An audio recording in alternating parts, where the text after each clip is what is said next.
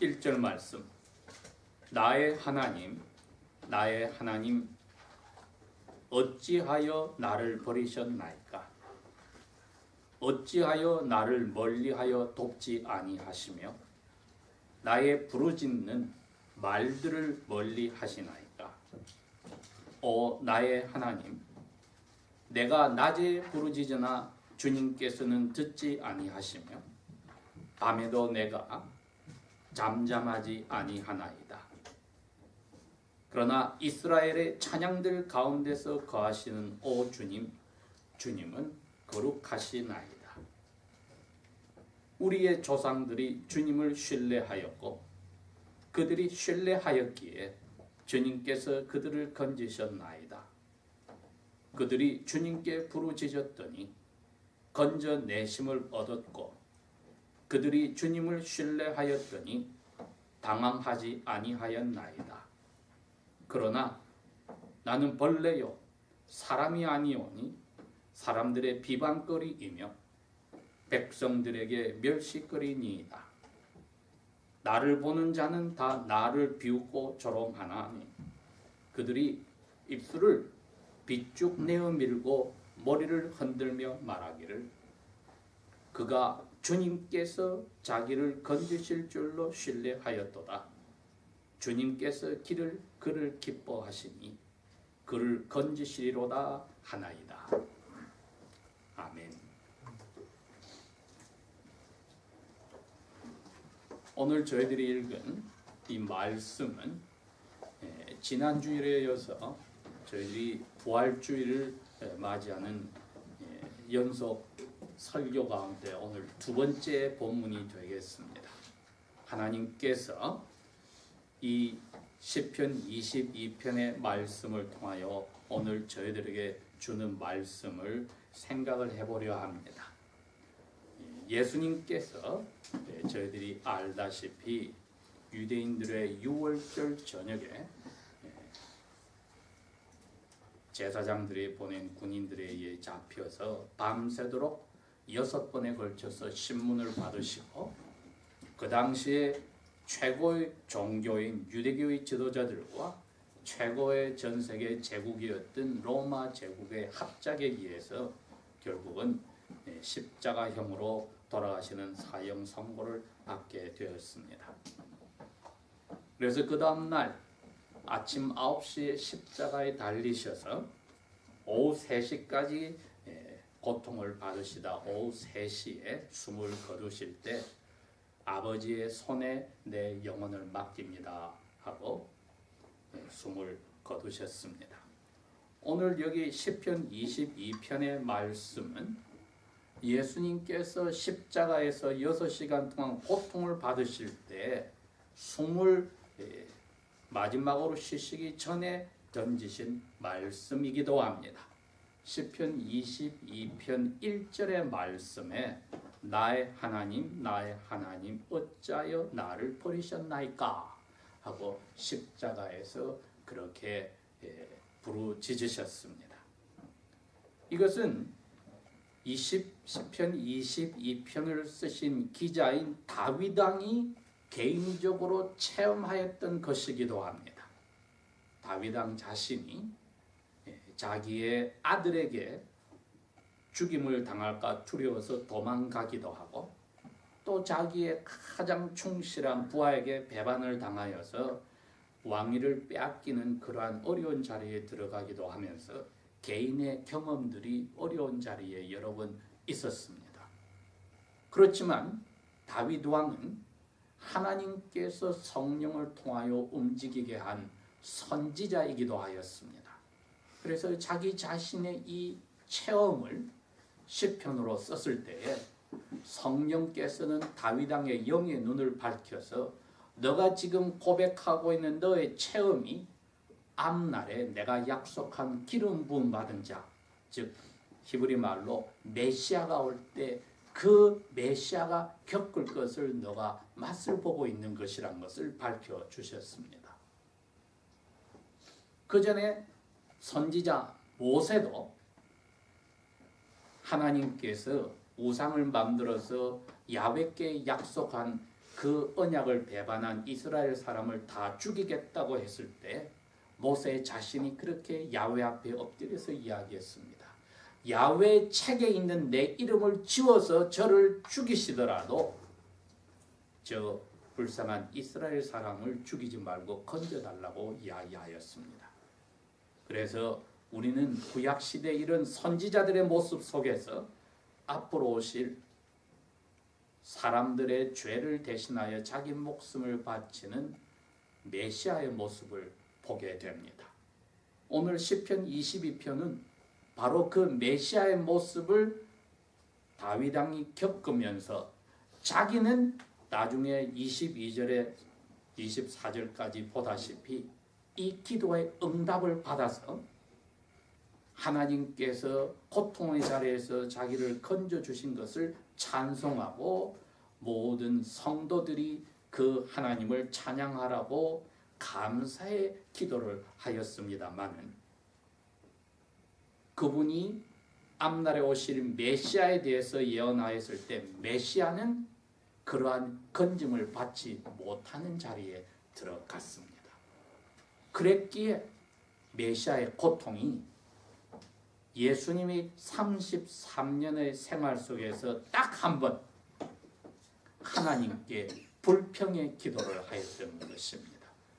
나의 하나님 어찌하여서 나를 버렸습니까? 즉 하나님께 불평을 하는 기도를 죄 없는 사람인 마지막 아담이요 제2의 아담인 예수님이 그렇게 부르짖었습니다. 왜 나를 버렸습니까? 즉 내가 버림을 받을 잘못한 게 없는 죄 없는 사람인데 왜 나를 버렸습니까? 고 이야기했습니다.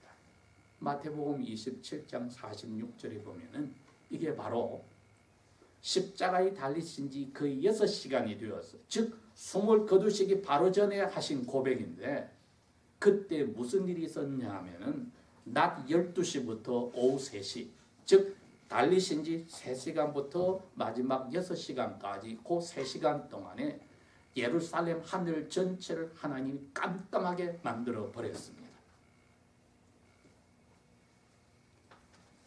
즉 예수 그리스도께서 그 3시간 동안 깜깜한 가운데 십자가에서 이제 마지막 숨을 거두실 때까지 다다랐을 때에 오후 3시에 숨지기 전에 하신 불평이 이 기도였습니다. 나의 하나님 어찌하여 나를 버렸습니까? 우리들은 살아가는 동안에 특별히 우리가 가까운 사이일수록 어려운 문제가 생길 때 나를 원망하기보다 나 가장 가까운 사람을 원망하는 경우가 허다합니다. 예수님이 여기서 자기 잘못이 없음에도 불구하고 죄 없는 사람을 깜깜한 자리에 넣어서 팽개쳐버린 하나님께 나의 하나님 죄가 없는 나를 왜 기도를 하는데 듣지도 않고 팽개쳤습니까? 하고 불평하는 것은 조금 더 이상한 게 아닙니다. 그 전날 밤에 잡히시기 직전에 예수님이 바로 이것을 두려워하여서 기도를 했습니다.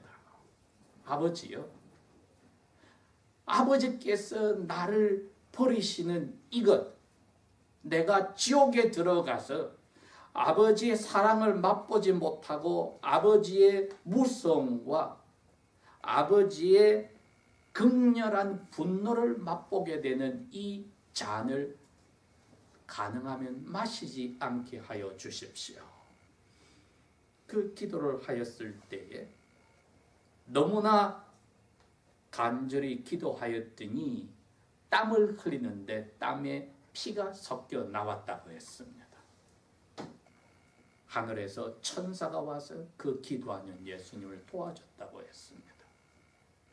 똑같이 이 기도를 3번이나 부르짖었더니 아버지께서 예수님의 기도를 들어주셔서 내가 그 지옥의 체험으로 들어가더라도 아버지의 뜻을 이루는 순종은 내가 할 것이야. 하고 아버지의 기도의 답을 받고 이제는 잡혀가기로 돌아가셨는데, 몇 시간 지나지 않아서 그 다음날 오후 3시가 되었을 때 예수님이 내 하나님 어찌하여 나를 버리셨나이까 하고 불평의 기도를 할 수밖에 없게 되었습니다.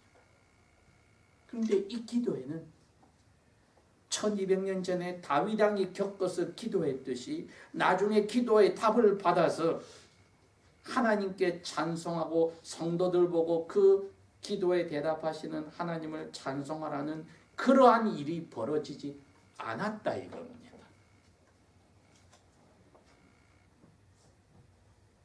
이 세상 어디든지 계시는 분이 하나님이신데 자신이 지옥을 만들어서 자신의 미워하는 죄인들에게 모두 화를 쏟아내시는 그곳에 예수님이 이 3시간 동안 낮 12시부터 오후 3시까지 깜깜한 가운데 그 체험을 하셨을 때에는 그 전날 기도에 대답을 하신 아버지께 이해가 되지 않으니 이렇게 부르짖을 수밖에 없고 불평하지 않을 수가 없었던 겁니다. 내 하나님, 그 전날 저녁에는 나의 아버지라고 하여서 아버지로부터 기도의 답을 받았으나 죄 없는 사람이 하나님께 나의 하나님 왜 나를 버렸습니까 하고 불평할 수밖에 없었던 것은 있을 수 없는 일이 벌어진 것이기 때문입니다. 있을 수 없는 일이다. 뭐냐? 죄 없는 사람이 왜 지옥에 체험을 하고 지금 죽어가야 되느냐 이겁니다. 죽음은 죄를 지었기 때문에 벌로서 오는 게 죽음인데 이분은 죄가 없는 사람인데 죽어가고 있으니 이해가 되지 않는 겁니다. 거기다가 지옥의 체험인 하나님이 자기를 버렸다는 것은 이해가 될 수 없는 부분입니다. 여러분, 죄가 그렇습니다. 우리가 예수 믿고 나서 이러저러한 죄를 짓지 않아야지 결심한 적이 많이 있었지만 그 똑같은 죄를 지었을 때에 우리가 거기에 대해서 가슴에 얼마나 아파하였는지 한번 생각을 해봅시다. 죄는 해결할 수 없는, 사람의 머리로서 다 이해할 수 없는 아주 지독한 악한 신비의 실체입니다. 예수님이 지금 바로 그 자리로 들어갑니다. 내가 죄가 없는 사람인데 왜 죄의 고통을 겪어야만 하는가? 이해가 되지 않는 겁니다.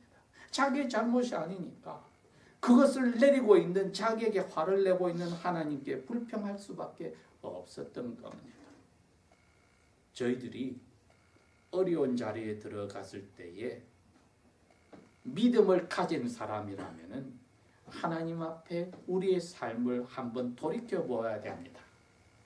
돌이켜보고 내가 왜 이 자리에 들어갔을까?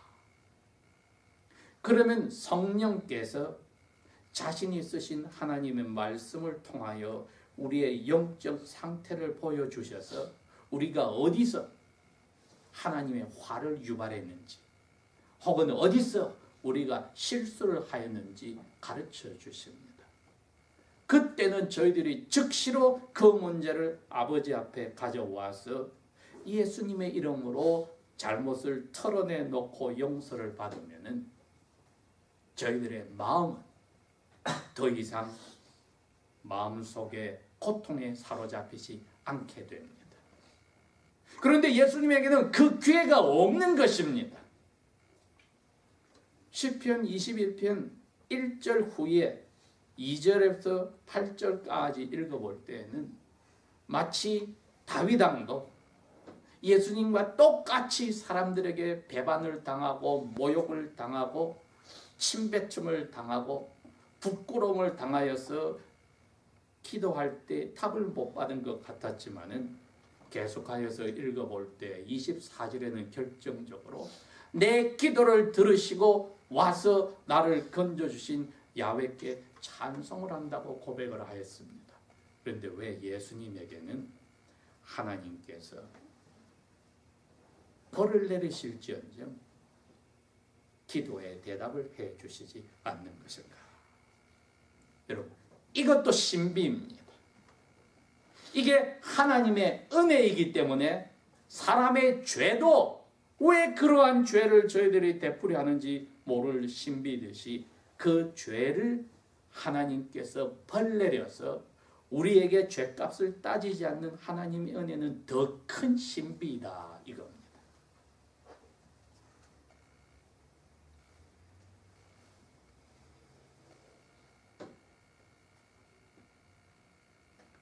그러니 예수님의 그 고통은 자기 자신이 하나님의 정해놓은 사람들의 죄를 뒤집어 써서 죄인이 되었을 뿐 아니라 죄 덩어리가 되겠다고 하셨기 때문입니다. 하나님은 죄와 죄인을 미워하십니다. 하나님은 의로우신 분이라 털끝만한 죄라도 눈 감아 주실 수 없으십니다. 저희들은 우리 스스로의 죄는 눈 감아주고 우리 옆에 사람들의 죄는 더욱더 들춰낼지라도 하나님은 정확하게 죄를 죄로 보시고 그 죄를 지은 죄인을 정확하게 그 죄의 질에 맞게 미워하시기 때문에 세례 요한이 예수님에게 세상의 모든 죄를 지고서 결국 죽임을 당할 하나님의 어린 양으로 멸을 했을 때에 예수님이 지금 이 자리로 들어가 버렸습니다. 죄덩어리가 되셨다. 죄덩어리가 되셨으니 하나님이 예수님을 볼 때 자기 사랑하는 아들로 보는 것이 아니요 죄 없는 사람으로 보는 것이 아니요 이 세상의 모든 죄를 다 뒤집어 쓴 사람으로 볼 때에 거기에는 지옥에서 나타내는 하나님의 진노 외에는 다른 것을 나타낼 방법이 없었습니다. 하나님은 자기 자신을 속일 수가 없기 때문에 의로운 분이기 때문에 죄와 그 죄를 가지고 있는 죄인인 나사렛 예수를 향하여 모든 화를 지옥에 있는 영혼들에게 쏟아낼 화를 다 쏟아내지 않을 수가 없었던 것입니다.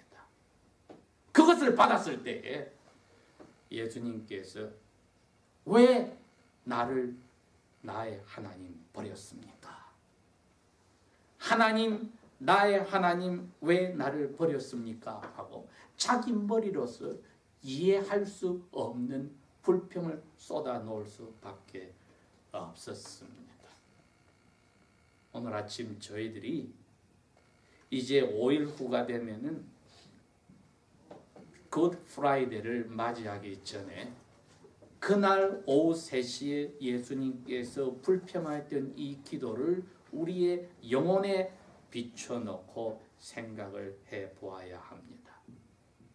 다윗 왕도 이 고통 속에서 대답을 받았는데 왜 예수님은 이 대답을 받지 못하고 불평으로 끝날 수밖에 없었던가? 그래야 우리에게 어려운 죄 때문에 당하는 고통이 있을 때에 예수님의 이름으로 기도하면 하나님은 대답을 해 주시기로 약속하셨기 때문입니다. 예수님에게 그 대답을 해버리면은 우리가 스스로 죄를 지었을 때 우리 기도를 하나님이 대답할 수 없이 악인들에게 지옥에서 쏟아내는 화밖에 낼 수가 없기 때문입니다. 이것이 하나님의 은혜의 신비입니다. 우리가 죄를 짓는 것도 우리가 이해를 못하는데 그 죄를 지은 우리가 뻔뻔스럽게 기도를 할 때 그래 내가 예수를 그 3시간 동안 버려서 지옥에 넣었기 때문에 너 기도는 내가 듣고 예수 때문에 용서해 주겠다. 이렇게 약속을 하셨기 때문입니다. 그러니 저희들이 오늘 이 성금요일에 예수님이 부르짖는 불평의 기도를 들을 때마다 내 가슴 속에 무엇을 간직해야 할 것인가 한번 생각을 해봅니다. 나의 하나님, 나의 하나님, 어찌하여 나를 버리셨나이까? 우리가 감히 그 불평의 기도를 할 수 있습니까? 예수님 이후로 근 2000년 동안 수많은 하나님의 자녀들이 예수님을 사랑의 주인으로 섬기기 때문에 불에 타 죽고 총에 맞아 죽고 사지가 찢겨 죽임을 당하고 동물들에게 뜯겨 죽이기도 하고 여러 가지의 사람이 겪을 수 없을 비참한 죽음을 당하였으나 그 누구도 나의 하나님, 나의 하나님 왜 나를 버렸습니까? 기도할 필요가 없었습니다. 왜?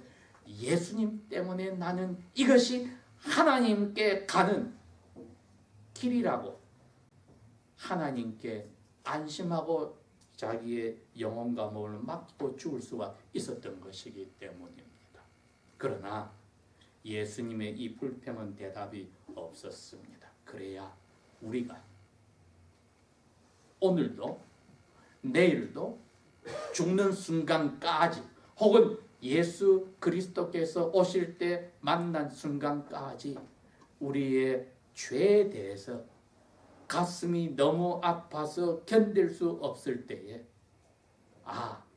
예수님은 절망 속에 부르짖었지만 나는 회개할 이 시간이 있고 그 기도를 받아줄 아버지가 계신 것을 감사하는 마음으로 우리의 것을 아버지 앞에 내려놓는다면 나의 하나님, 나의 하나님 어찌하여 나를 버리셨나이까는 나에게 축복의 원망의 기도가 됩니다.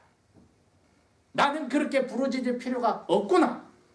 나의 모든 기도는 이미 나의 벌을 예수님에게 주신 아버지께서 이제 용서를 해주신 아버지께서 모든 것을 복의 근원으로서 나의 영혼을 회복시키는 답으로 오시는구나.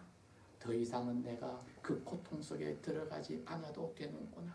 예수님 혼자만으로 지옥의 고통을 겪으셨지 나는 이제는 거기에 안 들어가도 되는구나 하고 그 죄 가운데서 우리 가슴이 힘들고 괴로울 때라도 소망의 끈을 놓치지 않고 그래도 나는 나에게 채찍을 드시는 아버지께로 가서 털어내놓으리라 하는 마지막 믿는 구석이 있는 것입니다.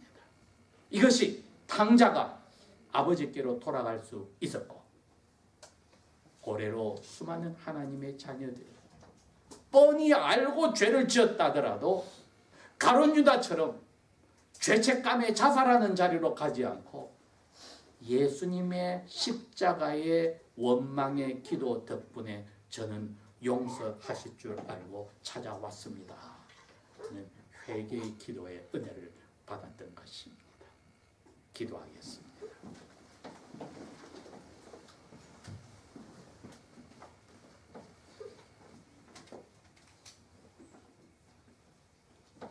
예수 그리스도의 그 고통의 원망의 기도의 정도를 저희들이 알지 못함을 고백합니다.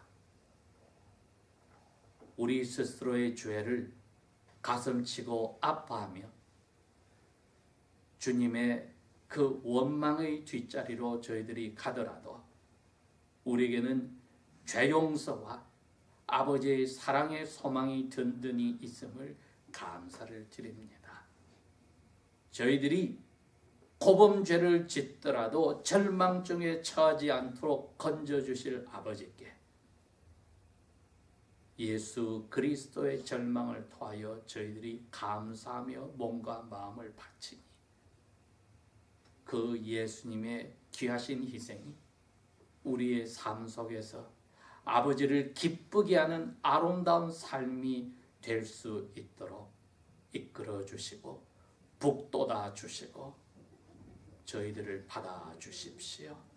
예수님 이름으로 감사 기도합니다. 아멘.